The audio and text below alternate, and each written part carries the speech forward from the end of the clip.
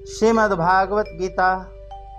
भगवान कहते हैं, मया धयक्षेन प्रकृतिः श्रूयते सचराचरम् हेतुनानेन कौन्तेयः जगद्विपरिवर्तते।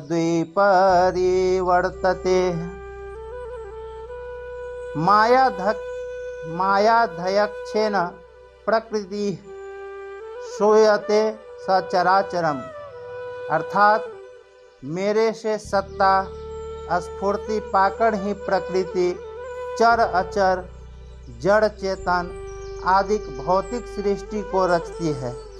जैसे बर्फ का जमना, हीटर का जलाना, ट्राम और रेल का आना जाना, लिफ्ट का चढ़ना उतरना, हजारों मील दूरी पर बोले जाने वाले शब्दों को सुनना, हजारों मील दूरी पर होने वाले नाटक आदि को देखना, शरीर के भीतर का चित्र लेना, अल्प समय में ही बड़े से बड़ा हिसाब कर लेना आदि आदि कार्य विभिन्न यंत्रों द्वारा होते हैं। परंतु उन सभी यंत्रों में शक्ति बिजली की ही होती है।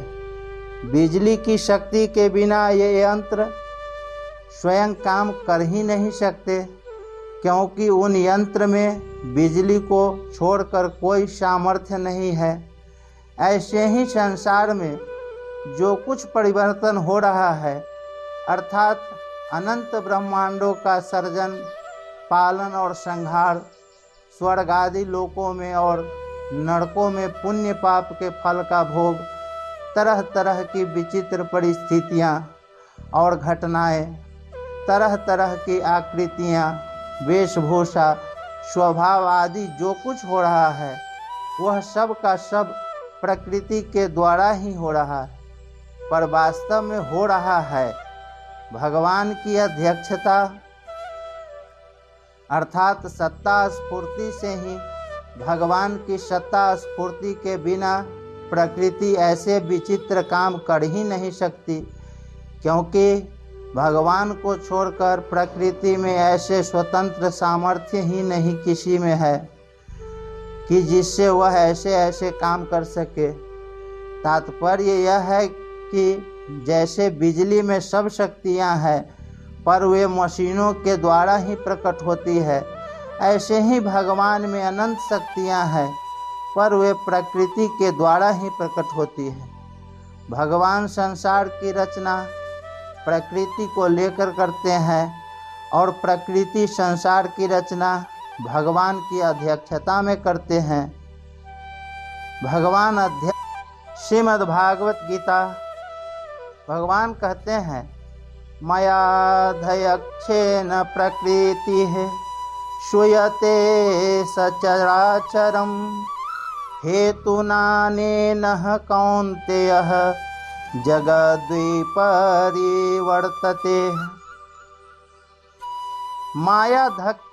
मायाधयक्षेन प्रकृतिः श्रूयते सचराचरम्, अर्थात मेरे से सत्ता स्फूर्ति पाकर ही प्रकृति चर अचर जड़ चेतन आदि भौतिक सृष्टि को रचती है।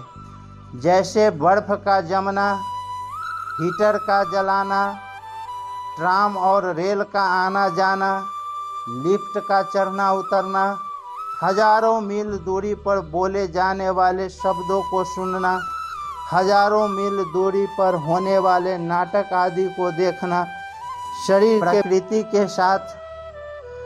प्रकृति के कार्य के साथ मैं और मेरापन का संबंध मान लेते हैं, तब वे प्रकृति को प्राप्त हो जाते हैं। फिर भगवान की अध्यक्षता में प्रकृति उनके शरीर को उत्पन्न और लीन करती रहती है। वास्तव में देखा जाए तो उन प्राणियों को उत्पन्न और लीन करने की शक्ति प्रकृति में नहीं है, क्योंकि वह जड़ है। यह स्वयं भी जन्मता मरता नहीं, क्योंकि परमात्मा का अंश होने से स्वयं अविनाशी है, चेतन है। निर्विकार है, परंतु प्रकृति जन्य पदार्थों के साथ मैं मेरापन का संबंध जोड़कर उनके परवश होकर उनको जन्मना मरना पड़ता है, अर्थात नए नए शरीर धारण करने और छोड़ने पड़ते हैं। जगत मात्र की उत्पत्ति, स्थिति और प्रलय की जो क्रिया होती है वह सब प्रकृति से ही होती है, प्रकृति में ही होती है और प्रकृति की ही होती है, परंतु उस प्रकृति को परमात्मा से ही सत्ता स्फूर्ति मिलती है। परमात्मा से सत्ता स्फूर्ति मिलने पर भी परमात्मा में कृतित्व नहीं आता। जैसे सूर्य के प्रकाश में सभी प्राणी सब कर्म करते हैं और उनके कर्मों में विहित तथा निषिद्ध सब तरह की क्रियाएं होती हैं, उन कर्मों के अनुसार ही प्राणी अनुकूल प्रतिकूल परिस्थितियों का अनुभव करते हैं, अर्थात कोई सुखी है तो कोई दुखी है, कोई ऊंचा है तो कोई नीचा है, कोई किसी लोक में है तो कोई किसी लोक में है, कोई किसी वर्ण आश्रम में है तो किसी वर्ण आश्रम तो कोई किसी वर्ण आश्रम में है, आदि तरह तरह का परिवर्तन होता है, परंतु सूर्य और उसका प्रकाश ज्यों का त्यों ही रहता है, उसमें कभी किंचिन मात्र भी कोई अंतर नहीं आता। ऐसे ही संसार में विविध प्रकार का परिवर्तन हो रहा है, पर परमात्मा और उनका अंश जीवात्मा ज्यों के त्यों ही रहते हैं। वास्तव में अपने स्वरूप में किंचिन मात्र भी परिवर्तन न है, न हुआ, न होगा और न हो ही सकता है।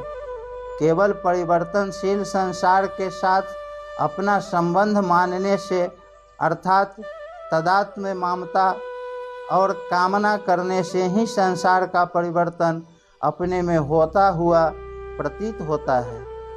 अगर प्राणी जिन भगवान की अध्यक्षता में सब परिवर्तन होता है, उनके साथ अपनी वास्तविक एकता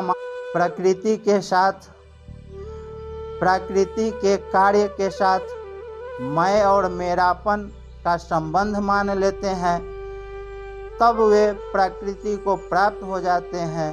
फिर भगवान की अध्यक्षता में प्रकृति उनके शरीर को उत्पन्न और लीन करती रहती है। वास्तव में देखा जाए तो उन प्राणियों को उत्पन्न और लीन करने की शक्ति प्रकृति में नहीं है, क्योंकि वह जड़ है। यह स्वयं भी जन्मता मरता नहीं, क्योंकि परमात्मा का अंश होने से स्वयं अविनाशी है, चेतन है, निर्विकार है, परंतु प्रकृति जन्य पदार्थों के साथ मैं मेरापन का संबंध जोड़कर उनके परवश होकर उनको जन्मना मरना पड़ता है, अर्थात नए नए शरीर धारण करने और छोड़ने